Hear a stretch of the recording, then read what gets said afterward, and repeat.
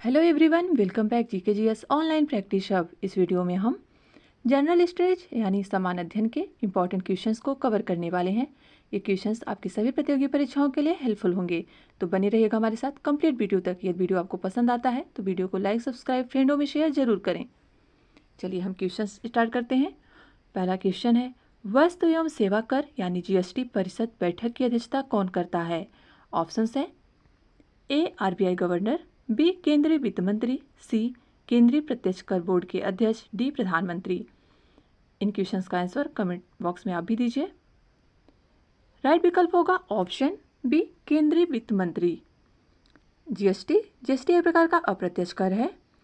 GST परिषद की बात करें तो यह भारतीय संविधान के आर्टिकल 279 ए के तहत गठित एक संवैधानिक निकाय है। याद रखिएगा, जीएसटी परिषद भारतीय संविधान के अनुच्छेद 289 ए में गठित एक संवैधानिक निकाय है, जिसके बैठक की अध्यक्षता करते हैं केंद्रीय वित्त मंत्री।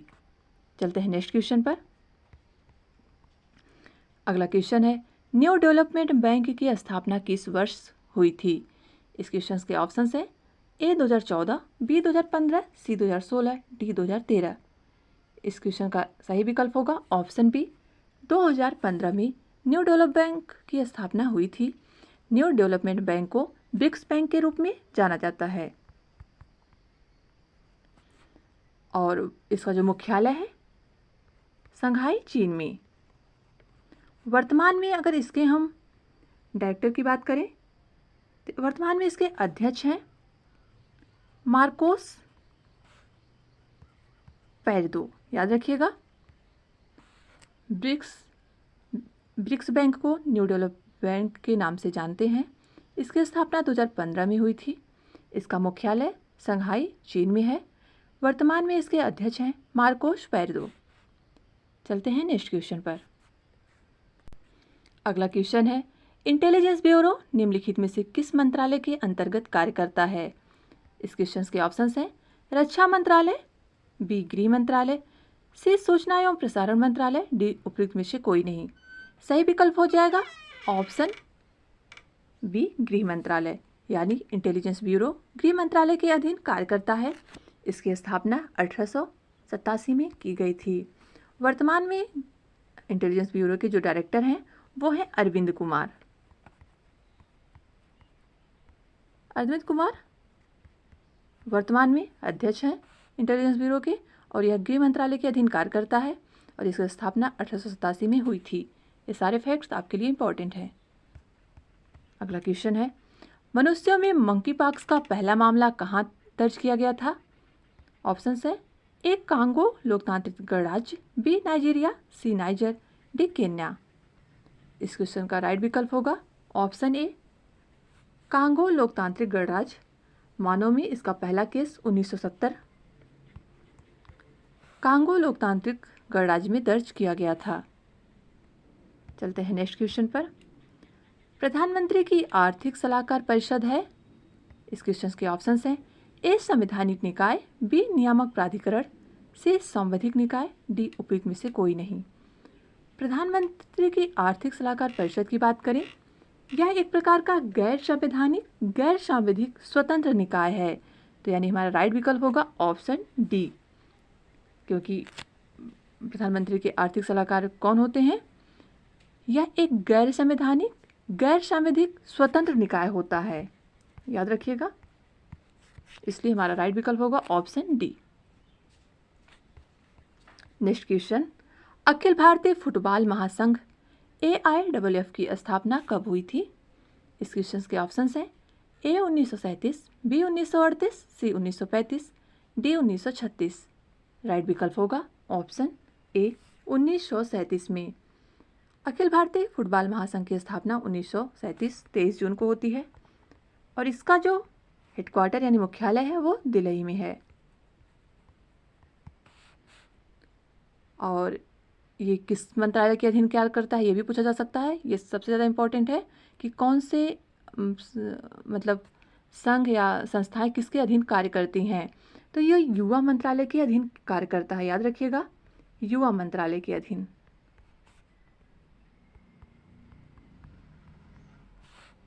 नेक्स्ट क्वेश्चन, दक्षिणी पश्चिम मानसून काल में निम्नलिखित में सबसे कम वर्षा कहाँ होती है?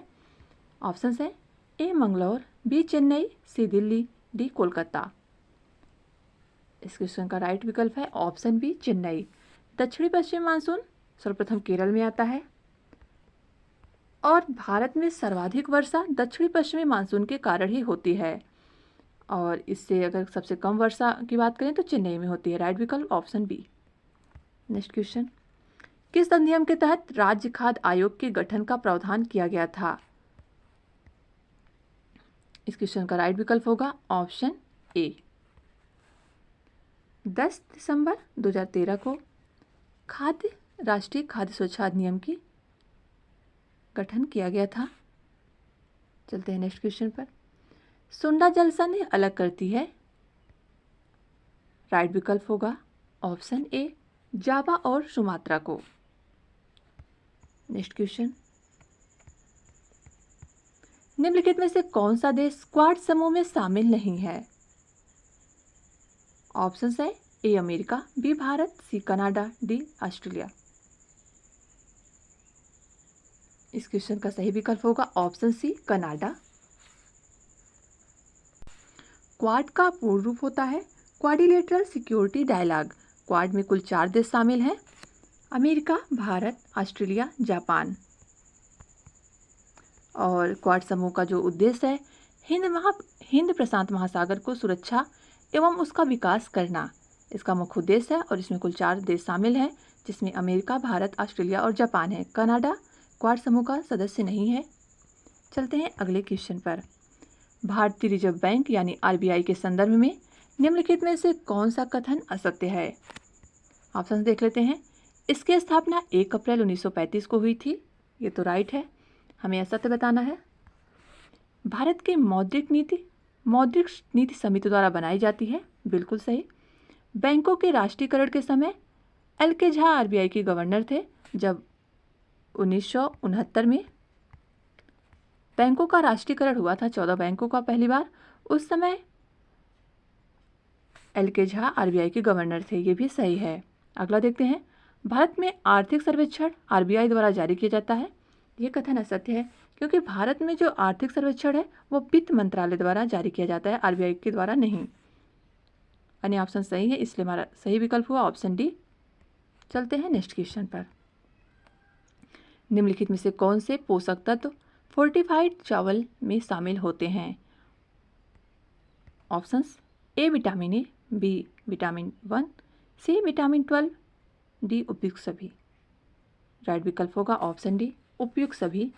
फोर्टिफाइड चावल में vitamin A, vitamin B1, vitamin 12 तीनों ही शामिल होते हैं। नेक्स्ट क्वेश्चन, विश्व की सबसे ऊंची परिवहन योग्य सड़क उमलिंगला दर्रा जो लद्दाख में है का निर्माण किसके द्वारा किया गया?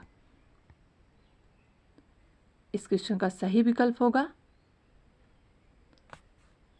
Option B border road organisation यानी BRO के द्वारा। नेक्स्ट क्वेश्चन, संकटग्रस्त प्रजातियों से संबंधित रेड डाटा बुक का प्रकाशन किसके द्वारा किया जाता है? ऑप्शंस हैं ए IUCN, बी WWF, सी यूनिप, डी WTO। संकटग्रस्त प्रजातियों से संबंधित जो रेड डाटा बुक होता है वह IUCN के द्वारा प्रकाशित किया जाता है। IUCN जिसका गठन 5 अक्टूबर 1948 को किया गया था और इसका जो मुख्यालय है ग्लैंड स्विट्जरलैंड में है, याद रखिएगा, इसका मुख्यालय ग्लैंड स्विट्जरलैंड में है। इसका गठन 5 अक्टूबर 1948 को किया गया और इसके द्वारा संकटग्रस्त प्रजातियों के लिए रेड डाटा बुक जारी किया जाता है। चलते हैं अगले क्वेश्चन पर। यूक्रेन की संसद को क्या कहते हैं?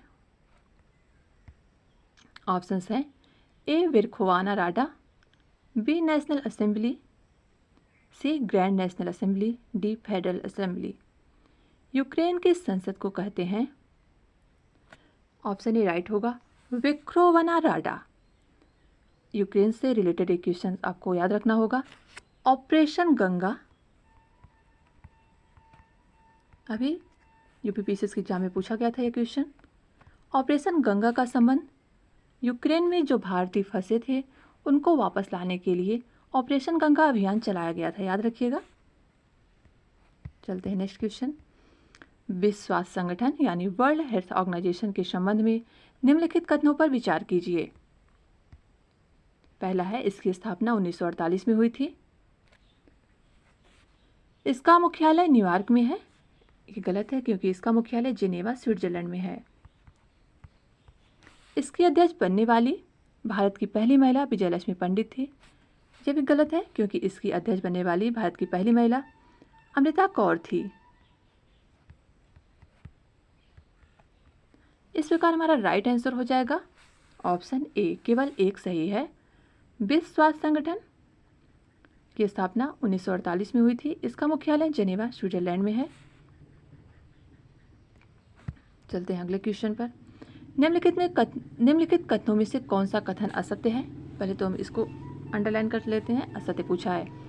ऑप्शन देखते हैं। ए, भारत में अभ्रक मुख्यतः झारखंड, आंध्र प्रदेश, तेलंगाना, राजस्थान में पाया जाता है। ये बिल्कुल सही है। अभ्रक उत्पादन में प्रथम स्थान पे झारखंड, देन आंध्र प्रदेश और फिर तेलंगाना का स्थान आता है। मध्य प्रदेश में मैग्नीज अग्रणी उत्पादक राज्य है। ये भी बिल्कुल सही है। भारत में झारखंड बॉक्साइट का सबसे बड़ा उत्पादक राज्य है। ये रॉन्ग है क्योंकि भारत में बॉक्साइट का सबसे बड़ा उत्पादक राज्य है उड़ीसा, याद रखिएगा। लौह अयस्क के प्रगलन के लिए मैग्नीज एक महत्वपूर्ण कच्चा माल है। ये भी विकल्प सही है। इस प्रकार हमारा असत्य कथन हुआ ऑप्शन सी, भारत में झारखंड बॉक्साइट का सबसे बड़ा उत्पादक राज्य है। ये गलत है क्योंकि भारत में उड़ीसा बॉक्साइट के सबसे बड़ा उत्पादक राज्य है। इसके अलावा सभी विकल्प देख लीजिए फिर से। भारत में अभ्रक मुख्यतः झारखंड, आंध्र प्रदेश, तेलंगाना में पाया जाता है। मध्य प्रदेश मैग्नीज का अग्रणी उत्पादक राज्य है। चलते हैं अगले क्वेश्चन पर। भारतीय संविधान का कौन सा अनुच्छेद परिसीमन आयोग से संबंधित है? इंपॉर्टेंट क्वेश्चन है। अनुच्छेद ऑप्शंस देखते हैं। ए, आर्टिकल 81, बी, आर्टिकल 83, सी, आर्टिकल 82, डी, आर्टिकल 84। इस क्वेश्चन का राइट विकल्प होगा ऑप्शन सी। अनुच्छेद 82 में परिसीमन आयोग का वर्णन किया गया है। प्रत्येक जनगणना के बाद संसद परिसीमन अधिनियम बनाती है। अब तक कुल 4 बार परिसीमन आयोग का गठन हो चुका है। परिसीमन अधिनियम जब संसद परिसीमन अधिनियम का निर्माण करती है। इस अधिनियम के पश्चात राष्ट्रपति, याद रखिएगा, अधिनियम का निर्माण संसद करती है, राष्ट्रपति परिसीमन आयोग का गठन करता है और इसका वर्णन भारतीय संविधान के अनुच्छेद 82 में है। अब तक कुल 4 बार परिसीमन आयोग का गठन हो चुका है। चलते हैं नेक्स्ट क्वेश्चन पर। राजीव गांधी के समाधि स्थल का क्या नाम है? इस क्वेश्चन के ऑप्शंस हैं। ए, शांतिवन, बी, कर्मभूमि, सी, वीरभूमि, डी, उदय भूमि। राइट विकल्प होगा ऑप्शन सी, वीरभूमि। राजीव गांधी के समाधि स्थल का नाम है वीरभूमि। शांतिवन जवाहरलाल नेहरू से संबंधित है, याद रखिएगा। कर्मभूमि का संबंध है शंकर दयाल की समाधि से। स्थल शंकर दयाल के समाधि स्थल को कहते हैं कर्मभूमि। उदय भूमि के.आर. नारायण,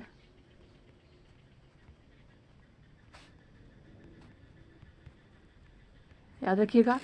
शांतिवन जवाहरलाल नेहरू के समाधि स्थल का नाम है। कर्मभूमि शंकर दयाल शर्मा के समाधि स्थल का नाम है वीरभूमि। राजीव गांधी के समाधि स्थल का नाम और उदय भूमि के.आर. नारायण के। चलिए कंप्लीट होते हैं हमारे आज के क्वेश्चंस। वीडियो आपको कैसा लगा कमेंट बॉक्स में ज़रूर बताएं। Thanks for watching.